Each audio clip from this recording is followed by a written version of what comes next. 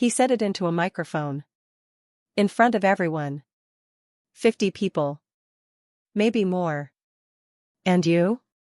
Still in love with that poor farmer? Somebody laughed. I don't remember who. I remember the clink of a fork hitting a plate. I remember not swallowing. I remember the way my sister wouldn't look at me. And the way my dad smiled like it was harmless. Like it was funny. Like I was. Hi. I'm Emma. I didn't think I'd ever say this out loud. I keep replaying that night in small pieces. Not the whole thing at once. Just flashes. The chandelier light reflecting off champagne glasses. The white tablecloths. My sister's engagement ring catching every beam in the room like it was competing for attention. And then that sentence. Still in love with that poor farmer? It sounds almost silly when I repeat it now. Like something out of a sitcom. But it didn't feel silly standing there. It felt like my entire body had been quietly pushed off a stage I didn't even realize I was standing on. I hadn't done anything wrong. That's the part one keep coming back to. I showed up in a navy blue dress my mom said was simple but nice. I brought a gift. I helped my aunt carry trays from the kitchen. I hugged my sister and told her she looked beautiful, and I meant it. I was trying to be good. That's the word that keeps floating up. Good daughter. Good sister. Easy. Uncomplicated. I've always been the uncomplicated one. My sister, Rachel, she's the bright one. Law school. Internships. Sharp posture. Sharp opinions. She moves through rooms like she belongs there. I move through rooms like I'm hoping not to break anything. And my boyfriend, yes, the poor farmer, his name is Caleb. He grows things. That's how my dad says it, like it's a hobby. Like Caleb spends his afternoons playing in dirt for fun. He actually runs a fourth-generation farm outside of town. It's not glamorous. It's not shiny. But it's steady. Real. I like real. I didn't bring Caleb to that party to prove anything. He almost didn't come. He hates big events. Says he never knows where to put his hands. I convinced him. I said it would mean a lot to my sister. I don't know if that was true. Maybe I just didn't want to show up alone. The room was warm. Overheated. The kind of warmth that makes conversations lazy and loud. My dad had already had a few drinks when he stood up for the toast. He loves an audience. He tapped the microphone twice. Smiled. To our successful daughter, our pride and joy. Everyone clapped. Rachel glowed. My mom dabbed her eyes. And then, that slight turn of his head. Toward me. And you? Still in love with that poor farmer? He said it like a punchline. I felt heat crawl up my neck. I thought maybe he'd stop there. He didn't. Guess somebody's gotta stay humble in this family. More laughter. Not cruel laughter. Just easy laughter. The kind people do when they're unsure if they should laugh, so they do it anyway. Caleb squeezed my hand under the table. I kept chewing. I don't even remember what I was eating. Something soft. Something tasteless. I told myself not to react. If I laughed too, it would be fine. If I looked unaffected, it would shrink. But my chest felt tight. Like the air had thinned. Rachel didn't say anything. She just stared at her wine glass. And that might have hurt more. I could have handled a joke. I don't think I was ready to realize I was the joke. I told myself it would pass. That this was just Dad being Dad. He always favors whoever looks the most impressive in the moment. It shifts. But something about the way he said poor lingered in the air. Like it wasn't about money. Like it was about worth. And that's when I noticed something else. Across the table, Rachel's future father-in-law. Mr. Davenport. He had been smiling politely through the toast. Until he wasn't. He was staring at Caleb. Not casually. Not politely. Really staring. And when Caleb finally stood up, slowly, like he'd decided something, Mr. Davenport's face changed. Confused first. Then pale.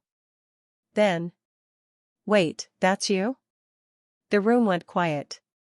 Not the polite quiet from before. A different kind. The kind where something shifts under your feet. And suddenly everyone realizes they might have laughed too soon. I didn't understand what was happening yet. But I knew, somehow. It wasn't going to be simple anymore. Before that night, things felt manageable. Not perfect. Just predictable. Rachel and I grew up in the same house, but it never felt like we were raised in the same story. She was the milestone kid. First in her class. Debate captain. The one teachers described as going places. My dad loved repeating that phrase. Going places. Like success was a destination and she already had the map. I stayed closer to home. Not because I couldn't leave. I just didn't feel that pull. I liked familiar streets. I liked knowing the barista's name at the corner cafe. I liked helping Mom repaint the kitchen cabinets on random Saturdays. Dad used to call me his easy girl. He meant it kindly, I think. She doesn't need much, he'd say. Emma's simple. I didn't realize until later how much that word shrank me. Simple. It meant I didn't argue. Didn't compete. Didn't demand. I learned early that if Rachel won awards, I could win approval by staying out of the way. By not complicating things. And I didn't resent her. I really didn't. Rachel worked hard. She studied when I was watching movies. She networked when I was baking cookies for neighbors. We just valued different things. When she got engaged to Tyler Davenport, it felt like a natural extension of her life. He came from one of those families that don't say they're wealthy but you can feel it in the way they hold themselves. Country club memberships. Quiet investments. The kind of confidence that doesn't need to prove itself. Their engagement party wasn't flashy, but it was intentional. Private event room at a historic hotel downtown. White roses everywhere. A curated playlist that sounded effortless but probably wasn't. Mom spent weeks planning. Dad kept reminding everyone who would be attending. Good connections, he said more than once. I don't think he realized how obvious that sounded. Caleb and I had been together a year and a half by then. We met at a farmer's market, which feels almost embarrassingly on brand now. I was buying peaches. He corrected me on how to tell if they were ripe. I should have been annoyed. Instead, I laughed. He wasn't flashy. No expensive watch. No polished speech. But when he talks about the land, about weather patterns or soil health, his whole face changes. Like he's speaking a language older than the rest of us. My dad never understood that. The first time Caleb came over for dinner, Dad asked him what his backup plan was. Backup plan. Like farming was a phase. Caleb answered calmly. Said the farm wasn't failing. Said they'd expanded into sustainable produce contracts. Said he had employees who depended on him. Dad nodded like he was humoring him. After that, Caleb stopped trying so hard with him. I noticed. I just didn't know what to do with it. I don't think my family hated Caleb. Hate is loud. This was quieter. It was the way conversations shifted when he joined. The subtle jokes about mud on boots. The constant comparisons to Tyler's corporate job in finance. Well, stability matters, Dad would say, glancing at me like I'd chosen instability on purpose. Maybe I should have pushed back more. Maybe I should have asked him what he meant by that. But conflict makes my throat close up. So I'd squeeze Caleb's hand and change the subject. The week before the engagement party, Rachel called me. Please just, don't make it awkward, she said. I laughed. How would I make it awkward? I don't know. Dad's weird about optics. Tyler's family is very traditional. Optics. That word again. Like we were staging a photo instead of celebrating something real. I asked if Caleb was okay to come. There was a pause. Of course, she said quickly. Too quickly. It's fine. It's fine. That phrase always means something isn't. But I didn't press. I told myself I was being sensitive. The day of the party, Mom came over while I was getting ready. She adjusted my necklace. Smoothed my hair behind my ear. You look lovely, she said softly. Just keep things light tonight. I smiled. When do I not? She hesitated. Just for a second. Your father gets carried away. That was the red flag, I guess. But it didn't feel like a warning. It felt like routine maintenance. Like taping over a crack in the wall instead of fixing the foundation. On the drive there, Caleb reached over and turned down the radio. You okay? He asked. Yeah, I said automatically. He looked at me. I've always loved that about him. He waits. I just don't want you to feel small tonight, he said. I laughed, but it came out thinner than I meant it to. It's Rachel's night. I'm not supposed to be big. He didn't like that answer. Neither did I. But it felt true. When we walked into the hotel ballroom, everything shimmered. Conversations overlapped. Glasses clinked. Rachel looked radiant. Dad was already holding court near the bar. Tyler's father, Mr. Davenport, shook Caleb's hand with polite interest. Longer than necessary. Studied him for a second. I thought maybe he was just assessing. Everyone was assessing. I told myself this was normal. Families sizing each other up. That's what these events are, right? Maybe you've been to one. Maybe you've felt that subtle pressure to represent yourself well. To justify your choices without saying a word. I kept thinking, just get through the evening. Smile. Applaud. Leave early if needed. I had no idea the evening was going to turn into something else entirely. If I had. I don't know. Maybe I would have worn a different dress. Maybe I would have said something sooner. Or maybe. It was always going to unfold exactly the way it did. It started small. That's the strange part. Not with the microphone. Not with the joke. Before that, there were these little shifts. After we arrived, Caleb drifted toward the edge of the room. Not hiding. Just observing. He does that in new spaces, studies people like he's learning weather patterns. I stayed near Rachel for a while. She was glowing in that way brides-to-be glow. Or maybe it was just the lighting. Either way, people circled her constantly. Compliments. Questions about venues. Travel plans. I tried to be useful. Refill drinks. Pass napkins. Smile at distant relatives. At some point, I noticed Dad watching Caleb. Not in a glaring way. More like, measuring. He walked over to him near the bar. I couldn't hear the first part of the conversation. Just saw Dad's hand clap Caleb's shoulder. Too firm. Caleb's posture stiffened slightly. Not aggressive. Just braced. When I joined them, Dad was mid-sentence. Hard to scale something like that though, right? Farming's unpredictable. Caleb nodded calmly. Everything's unpredictable. Dad laughed. Some things more than others. It wasn't openly hostile. That's what made it confusing. It was layered. A comment that could be taken two ways. Plausible deniability built in. I felt that familiar tightening in my chest. Caleb didn't argue. He just asked Dad about the hotel renovation project he'd invested in last year. Shifted the focus back to him. It was smooth. Too smooth. Later, while speeches were being planned, I overheard Aunt Linda whisper to Mom near the dessert table. Tyler's family is very established, she said. This is a good match. Mom nodded. And Emma? Linda added, quieter. She's happy, I hope? There was a pause.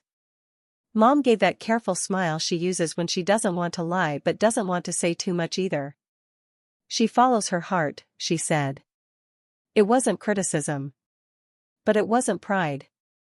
I told myself I was being sensitive again. Then came dinner. We were seated at a long table near the front. Dad at the head.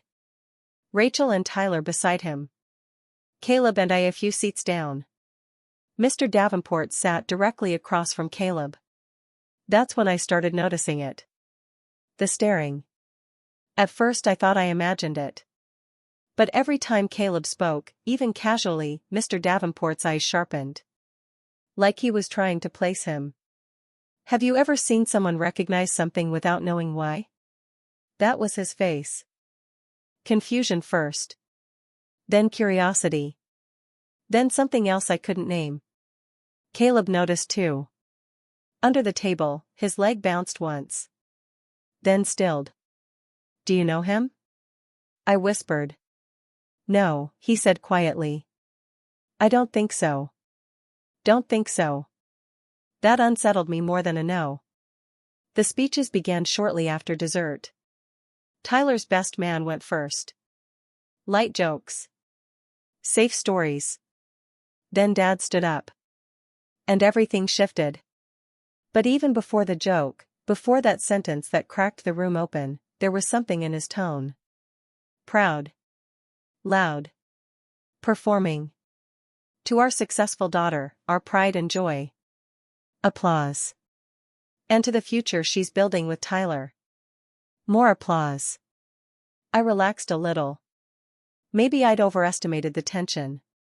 Maybe it would be fine. Then his eyes slid toward me. Not harshly. Playfully. And you, he said into the microphone. Still in love with that poor farmer? Laughter. Not cruel. Just reflexive. I felt the blood rush to my ears. Dad chuckled like he'd made a harmless joke. Guess somebody's gotta keep us grounded.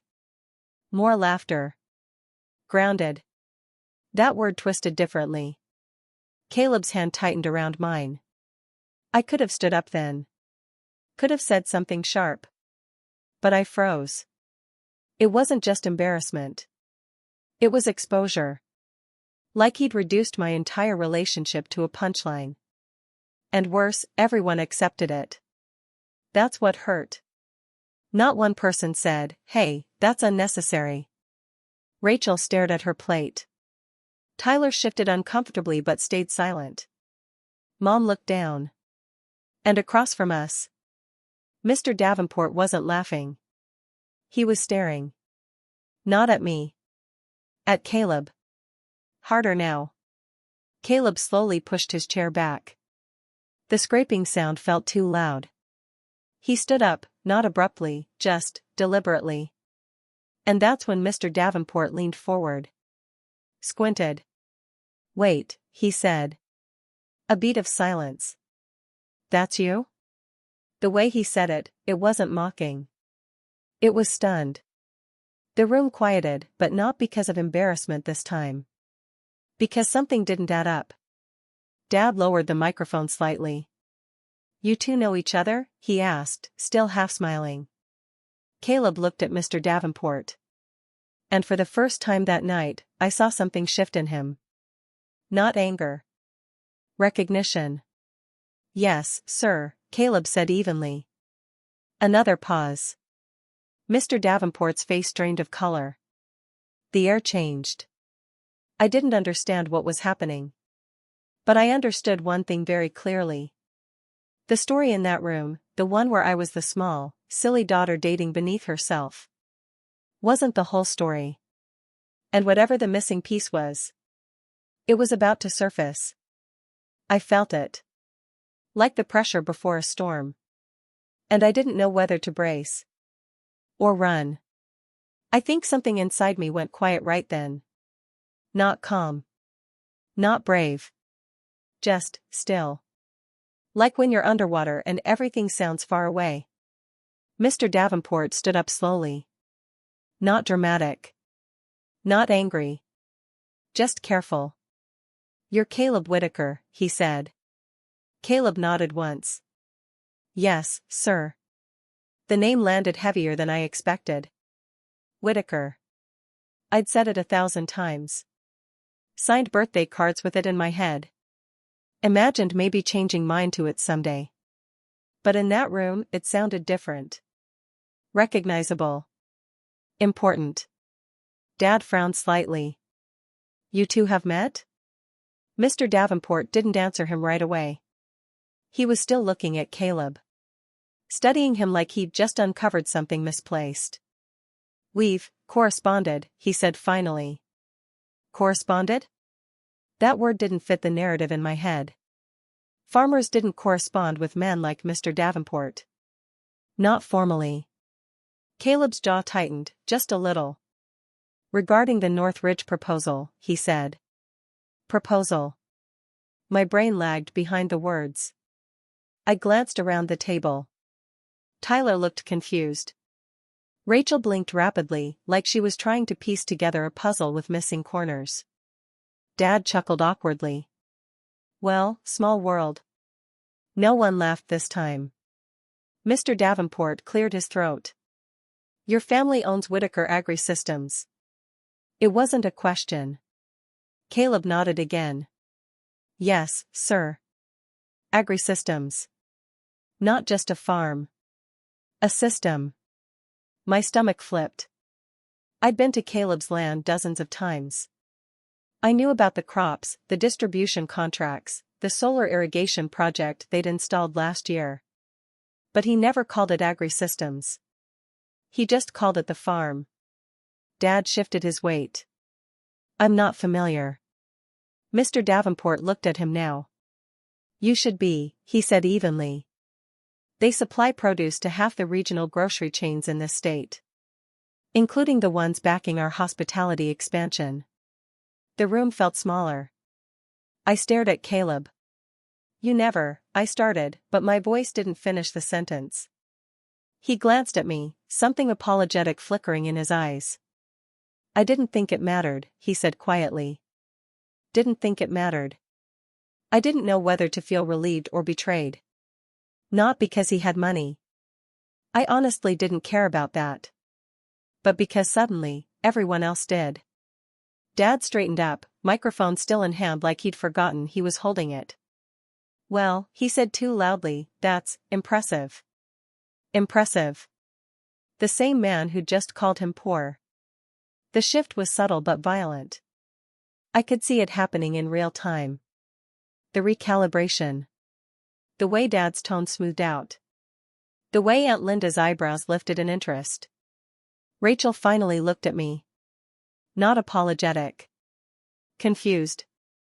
As if she'd misjudged something. And that's when it hit me. It had never been about whether Caleb was kind. Or steady. Or whether he made me happy. It was about whether he elevated the family narrative. Whether he fit the optics. And the second they realized he did, everything changed. I felt something sink in my chest. Not pride. Not triumph. Just clarity. Caleb had never corrected my dad before. Never listed contracts. Never mentioned revenue. He'd let them assume. Let them underestimate him. And by extension, me. Mr. Davenport continued, almost cautiously now. "Your presentation last quarter, the vertical integration model, it was forward-thinking. Presentation. Quarter. Model." The words stacked up like evidence in a trial I didn't know we were in.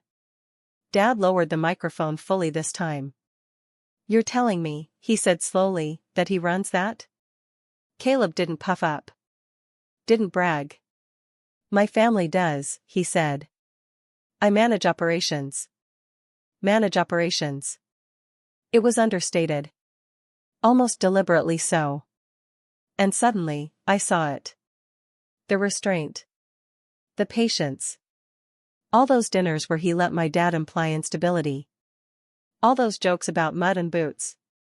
He could have corrected them. He chose not to. Why? Because he didn't need to. Or because he didn't want to embarrass me? That question stung. I realized, painfully, that part of me had absorbed their version of him too. I defended him, yes. But quietly. Never forcefully. Never publicly. I'd allowed the poor farmer narrative to exist because arguing felt heavier than ignoring it. And now the truth sat in the center of the table like a spotlight. Mr. Davenport extended his hand again, this time differently. Respectfully. We should revisit that proposal, he said. There may be synergy. Synergy. The room had shifted languages entirely. Dad forced a laugh.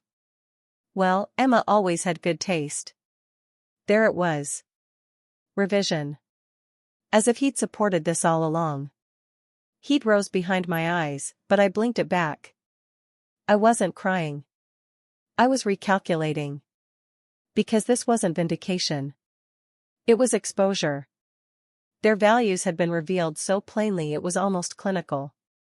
Caleb squeezed my hand again under the table. Steady. Grounded. The same man he'd been 15 minutes earlier. Only now, the room saw him differently.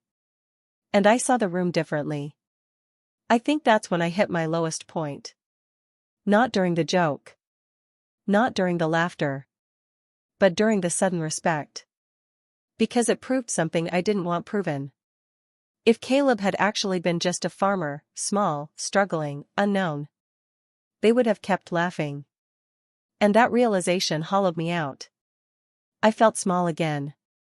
But not because of him. Because of them. Because I finally understood the scale they were measuring on. And I wasn't sure I wanted to keep standing on it. The rest of the party moved in a strange, weightless way. Music came back on. People started talking again. But something fundamental had shifted. I watched it happen in small details. Dad refilled Caleb's drink himself. Asked questions. Real questions this time. About expansion plans. About logistics. About margins. Margins. The same man who had once asked Caleb about a backup plan was now nodding thoughtfully like he'd discovered buried treasure. It made my stomach turn. Not because Caleb didn't deserve respect. He did. He always had. But because the respect wasn't about him. It was about value. Market value. I stepped away from the table and walked toward the hallway near the restrooms. The carpet there was softer. The music muffled. I needed quiet. I leaned against the wall and stared at my reflection in a decorative mirror. My face looked normal. Calm, even. Inside, I felt scraped clean. Mom found me first. She approached carefully, like I might shatter. You okay? She asked. I almost said yes. I always say yes. Instead, I shrugged. That was unexpected. She sighed. Your father didn't know. I know. And that was the problem. She hesitated. He shouldn't have said that. The apology was small. Indirect. But it was something. Would it have been okay if Caleb actually was struggling? I asked. Mom blinked. That's not what I know, I said gently. I'm just asking. She didn't answer. Because there wasn't a good one. That silence told me more than any explanation could. I realized then that I'd been trying to win approval on terms that would always move. If Caleb succeeded financially, he'd be welcomed. If he didn't, he'd be tolerated. And somewhere in that equation was me. My worth bending alongside his status. That was the part one couldn't swallow. Back inside, I watched Dad laugh at something Caleb said. Too loudly. Overcompensating. Rachel approached me cautiously. Why didn't you tell us? She asked. Tell you what? That this is what he does. I frowned. I did tell you what he does. She shook her head. Not like that. Not like that. I almost laughed. I didn't know there was a like that, I said. She crossed her arms, defensive now. You know what I mean. I did. She meant impressive. I studied her face. She didn't look cruel. She looked unsettled. Like the hierarchy she'd unconsciously trusted had just rearranged itself. Does it matter? I asked quietly. She hesitated. That's not fair. Maybe it wasn't. But neither was the joke. Caleb joined us a minute later. His expression was composed, but I know him. His shoulders were tight. You okay? He asked me softly. I nodded. Then paused. Why didn't you ever correct them? I asked. He looked confused. About what? When they implied you were less. He held my gaze. Because I didn't feel less, he said simply. That answer hit harder than I expected. No bitterness. No pride. Just truth. I didn't need them to understand, he added. I needed you to. I felt something crack open in my chest. Not painfully. Just, clearly. Had I understood? I'd loved him. Defended him privately. But had I fully stood beside him? Or had I hoped, somewhere deep down, that one day he'd prove them wrong so I wouldn't have to? That thought made my cheeks burn. I didn't like what it revealed about me. The music swelled again as someone announced dessert. Laughter resumed, lighter now. The storm had passed publicly. Privately, I was rearranging pieces. I wasn't angry in the explosive way. I was cold. Clear. For the first time that night, I wasn't trying to minimize what happened. Dad had humiliated me. Not maliciously, maybe. But carelessly. And the only reason the room corrected itself was because Caleb's resume outweighed the insult. That wasn't justice. That was economics. I slipped my hand into Caleb's. I think we're leaving soon, I said quietly. He searched my face. You sure? Yes. But before we left, there was something I needed to do. Not dramatic. Not loud. Just steady. For once, I didn't want to shrink the moment. I wanted to stand in it. Even if my voice shook. Even if I doubted myself halfway through. Because something had shifted inside me too. And I couldn't go back to being the uncomplicated one. Not after seeing so clearly what uncomplicated had cost me. I didn't plan a speech. I didn't rehearse anything in my head.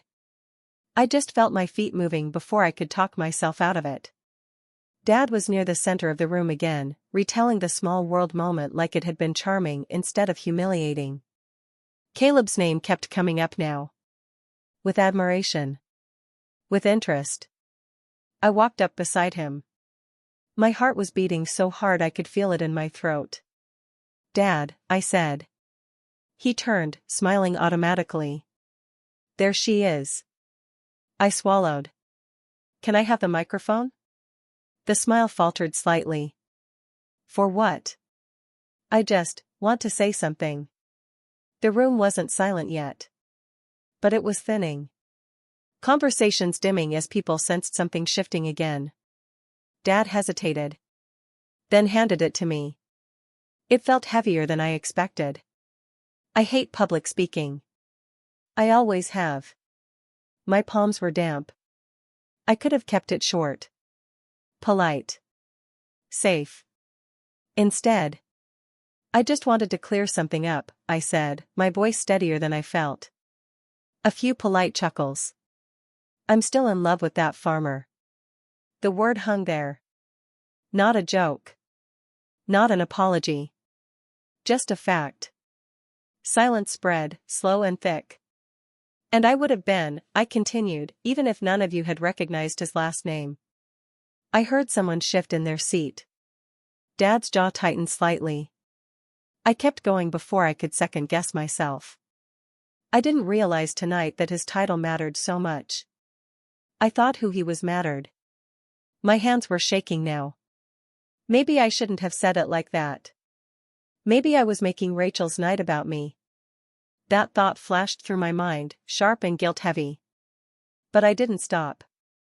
I'm really proud of you, Rach, I said, turning toward her. I mean that. And I hope you marry someone who'd stand beside you even if no one clapped for him. Rachel's eyes widened. Not angry. Just stunned. I handed the microphone back. Too quickly, maybe. I didn't wait for applause. There wasn't any. Just quiet. Dad cleared his throat. Well, he said lightly, trying to patch the air, that's family for you. But his voice didn't carry the same confidence. I walked back to Caleb. My knees felt weak. What did I just do? I whispered. He didn't answer right away. Then he leaned closer. You told the truth. The room slowly restarted around us. Soft conversations. Controlled smiles. No one confronted me. No one applauded either. Rachel didn't approach. Tyler avoided eye contact. Mr. Davenport studied his drink. Maybe I'd embarrassed them. Maybe I'd broken some unspoken rule about keeping discomfort private. I still don't know if it was right. Part of me wonders if I should have waited. Had that conversation at home. Quietly. But another part of me knows something important. If I'd stayed silent again, I would have carried that weight alone. And I was tired of carrying it alone. Dad didn't speak to me before we left. Mom hugged me a little tighter than usual. Not approval. Not disapproval. Just pressure. Caleb and I walked out into the cool night air without saying much. The hotel doors closed behind us with a soft thud. And for the first time that evening, I could breathe fully. The parking lot lights buzzed overhead. I looked at him. You didn't need to prove anything tonight, I said. I know. I'm sorry I didn't shut it down sooner. He studied me carefully. I don't need you to fight my battles, he said. I know, I replied. But I needed to fight mine. That's when it settled. This wasn't about defending him. It was about refusing to let my worth be graded on a curve I never agreed to. I slid into the passenger seat. My hands were still trembling slightly. Not from fear anymore. From adrenaline. From release. Maybe I shouldn't have done it publicly. Maybe I disrupted something that wasn't mine to disrupt. I still turn that over in my head sometimes. But I also remember the look on Dad's face when he realized the joke didn't land the way he expected. Not because Caleb was powerful. But because I was no longer playing along. And that felt new. The next morning was quieter than I expected. No dramatic fallout. No explosion of angry texts. Just silence. Caleb woke up before me. I could hear him in the kitchen of my apartment, moving carefully like he didn't want to wake something fragile. When I walked in, he handed me coffee without a word. We sat across from each other at the small wooden table I bought second-hand in college. Sunlight filtered through the blinds in thin stripes. It felt ordinary. I think I needed that. Do you regret it? He asked gently. I wrapped both hands around my mug. I don't know, I said honestly. And that was true. Part of me replayed the moment over and over, the microphone in my hand, the way the room stilled. I worried I'd made Rachel's engagement about me. That I'd humiliated Dad in front of people he cared about impressing. But another part of me felt steadier. Like something had aligned. Later that afternoon, Rachel called. I almost didn't answer. But I did. Her voice was tight. You blindsided me. There it was. I'm sorry, I said immediately. That wasn't my intention. It was my engagement party, Em. I know. Silence stretched between us. Then she exhaled. Dad was embarrassed. That stung more than I expected. I was embarrassed too, I said quietly. Another pause. I didn't think he meant it like that. I believed her. Rachel doesn't swim in emotional undercurrents the way I do. She takes things at face value. He meant it as a joke, she added. Jokes usually punch down, I replied before I could stop myself. The line sat there. She didn't argue. I just wish you'd talk to me first, she said finally. Maybe she was right. I wish you'd looked at me when he said it, I answered softly. That one landed. Her voice wavered slightly. I didn't know what to do. Neither did I. We stayed on the phone a long time after that. Not fixing it. Not fully understanding each other. Just talking. That felt more real than pretending nothing happened. Dad didn't call. He texted 2 days later. Didn't mean to upset you. Was just celebrating. No apology. Just explanation. I stared at the message for a long time before responding. I know you were celebrating. I just don't want to be the punchline anymore. He didn't reply. And that hurt. Not loudly. Just quietly. Like realizing a door won't open as easily as you thought. Mom invited me over for dinner the following Sunday. It felt normal at first. Pot roast. Football on low volume in the background. Dad avoided eye contact for most of the evening. Then, as I was clearing plates, he said, almost casually, you could have handled that differently. I looked at him. How? He opened his mouth. Closed it. I was proud of you, he said instead. You know that. Of me, I asked carefully, or of what Caleb represents? His face hardened slightly. You're reading too much into it. Maybe I was. I second-guess myself a lot. But I also know what I felt in that room. I don't need you to be impressed by who I love, I said quietly. I just need you not to diminish him. Or me. That was as far as I could go. I wasn't strong enough for a bigger confrontation. Not yet. He nodded stiffly. Conversation shifted. The evening ended politely. No big reconciliation. No tearful hug.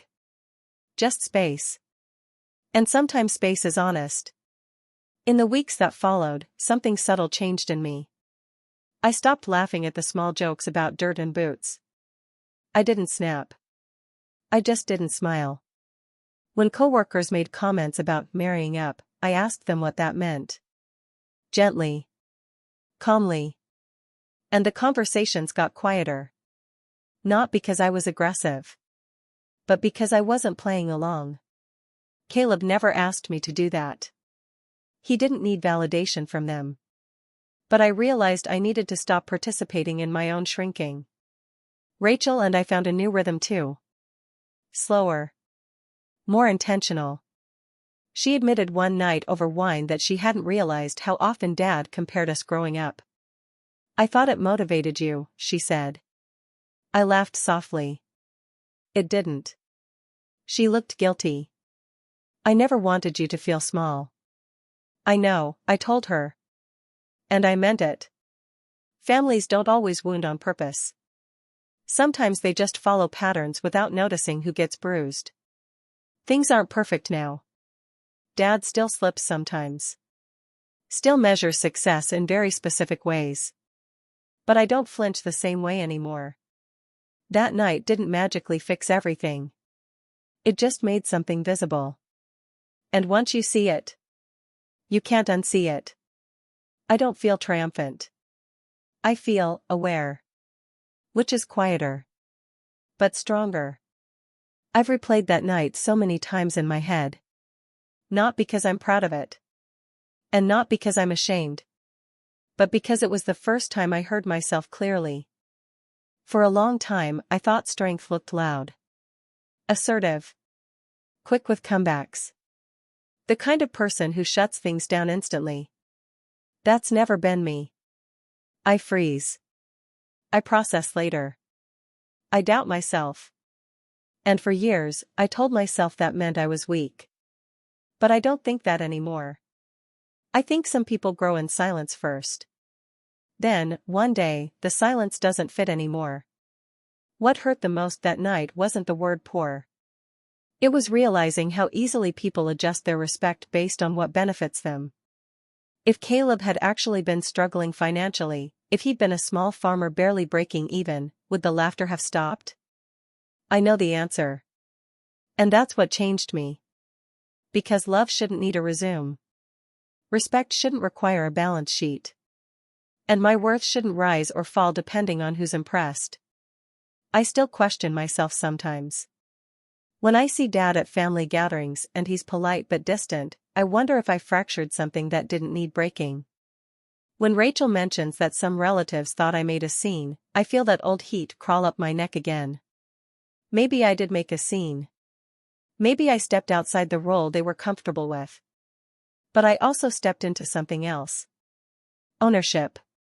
Of my voice. Of my relationship. Of myself. Caleb and I are still together. Nothing dramatic happened after. No fairy tale engagement the next week. No dramatic family apology tour. Just life. Early mornings on the farm sometimes. Late night takeout in my apartment. Quiet conversations about weather and crop cycles and whether we want kids someday. He never once brought up that night to boast about it. He didn't need to. He just kept being who he is. Steady. Unimpressed by status games. And I think that's what grounded me most. Not his business success. Not the way the room shifted. But the way he didn't. I've realized something uncomfortable too. Part of me had wanted him to prove himself eventually. Not for my sake. But so I wouldn't have to defend him anymore. That's hard to admit. I'm still growing out of that. Sometimes I catch myself caring too much about how things look from the outside. Whether our life sounds impressive when I describe it. Then I remember the feeling of that microphone in my hand. Heavy. Real.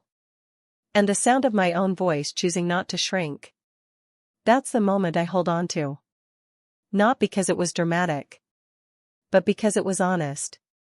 If you've ever sat at a table where you felt quietly measured. If you've ever laughed along with something that stung. If you've ever wondered whether love would be treated differently if it looked more successful. I guess I'm curious. What would you have done? Would you have stayed silent? Would you have waited? Would you have walked out? I still don't know if I handled it perfectly. But I know I handled it truthfully. And for me, that's new. That's growth. So that's my story, folks. If it resonated with you, go ahead and hit that like button, subscribe to the channel, and tell me in the comments where you're listening from. I want to know how far Uncle Mickle's voice travels. Sometimes the quietest person in the room is just waiting to realize she doesn't have to be.